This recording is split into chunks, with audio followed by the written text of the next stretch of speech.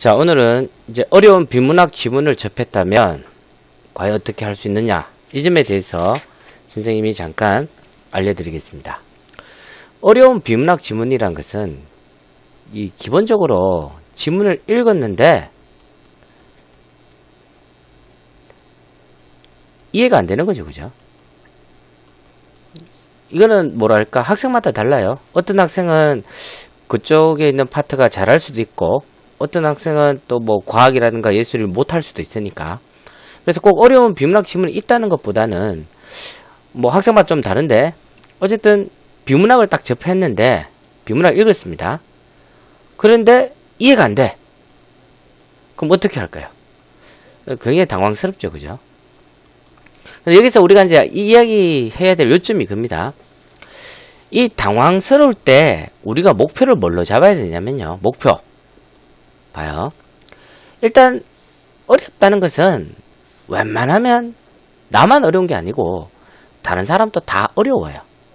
다른 사람도 다 어렵고 나도 어려우니까 사실은 결과는 비슷합니다. 단지 당황을 하는 거죠.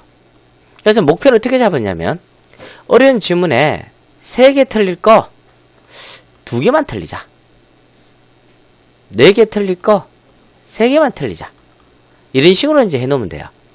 어려운 지문을 접했을 때 다 맞춘다고 생각하지 말고, 어떤 지문을 읽고 이해가 안 됐을 때라도 너무 당황하지 말고, 왜? 남들도 다 어려우니까 결과는 비슷합니다. 등급이 크게 안 바뀌어요. 근데 여기에서 남들이 당황해서 3개 틀릴 때 나는 2개만 틀리고, 호랑이 굴에 잡혀가도 정신만 차리면 된다 하잖아요.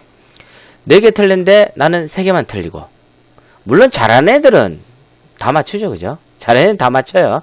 근데 그 애들은 잘하는 애들이고, 나와 같은 등급대 애들하고 비교했을 때 이 목표를 가져야 돼요. 이 목표를 가지려면 어떻게 해야 되느냐?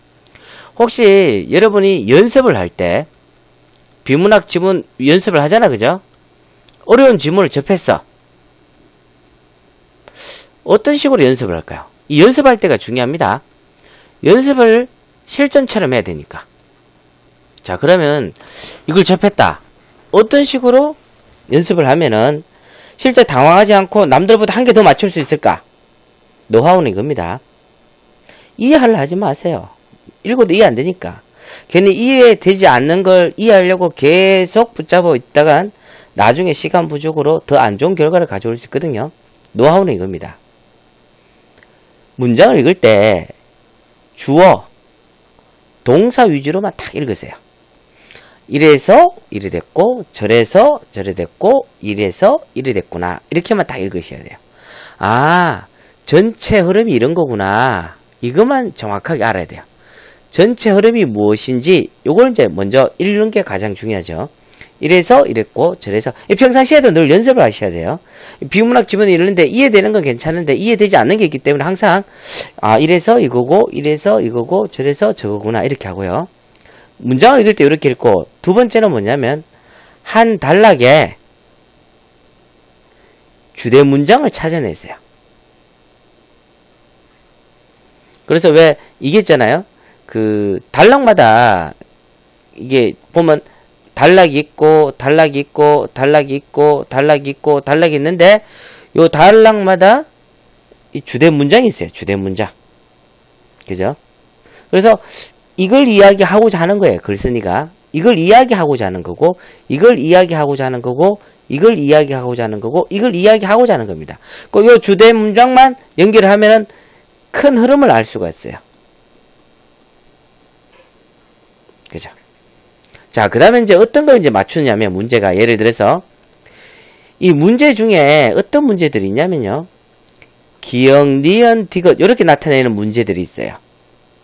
기역, 니은, 디귿 이렇게 나오는 문제는 여기가 기역이 나오고 여기가 니은이 나오고 여기 디귿이 나올 때, 기역 나오고 니은 나오고 디귿 나올 때 이걸 풀면 됩니다. 그죠? 그 다음에 또 어떤 문제들이 있냐면은, 이거를 읽고 이 내용 일치 문제가 있어요. 내용 일치 문제는 사실은 크게 이해할 필요가 없어요. 있는 거 그대로 받아내면 되니까, 그죠? 있는 거 그대로 끄집어내면 되니까. 내용 이해 문제 이런 건 또 맞출 수가 있어요. 근데 이제 어떤 문제에 시간을 많이 하면 안 되냐면은, 이해한 것, 그 이해를 해야만이 맞출 수 있는 게 있어요. 예를 들면 윗글에 글쓴이가 이런 환경에 있었다면은 1번, 2번, 3번, 4번, 5번 중에 어떤 걸 택하면 좋겠느냐, 이 사람은 이걸 보고 어떤 식으로 판단하겠느냐, 이런 식으로 있잖아요. 이해한 것에 대해서 이야기하는 것도 있어요. 그 이해한 것에 대해서 이야기하는 걸 물을 때는 이제 이렇게 식으로 해가지고 하면 안 되겠죠, 그죠? 그래서 이 비문학 지문을 딱 읽고 요점은 이겁니다. 비문학 지문을 딱 읽었다. 그런데 막혔어. 이해가 안 돼. 막히는 것보다 이해가 안 된다. 한 달락 걸리는데 무슨 말인지 도저히 모르겠다. 그럼 어떻게 해야 되느냐? 평상시 연습을 하셔야 돼요.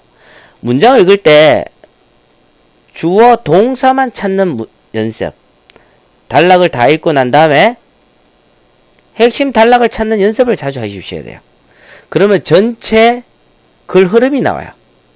전체 글 흐름에서 어떻게 해줘야 되냐면 맞출 문제들이 나온다는 거예요. 여기서 또 투자하지 말아야 될 문제들은 이해 위주로 묻는 것은 가능한 한 투자하지 말고, 위에 글 흐름에 따라서 맞출 수 있는 문제는 맞추는 게 좋아요. 또 이해하는 문제도 또 어떤 게 있냐면요, 이런 문제도 있어요. 예를 들면 전체 글은 이해가 안 돼. 이게 단락이면 한 단락, 두 단락, 세 단락, 네 단락, 다섯 단락은 다 이해가 안 돼. 근데 이해하는 문제가 전체를 이해하는 게 아니고 세 번째 단락만 이해하면 되는 게 있어요. 이런 문제가 있죠, 그죠? 그러면은 요 문제를 읽고 전체 글 흐름을 알았으니까 요걸 조금 상세하게 좀 보는 것도 괜찮아요. 물론 시간 관리하는 거 잊지 마시고요. 이렇게 해주면 됩니다.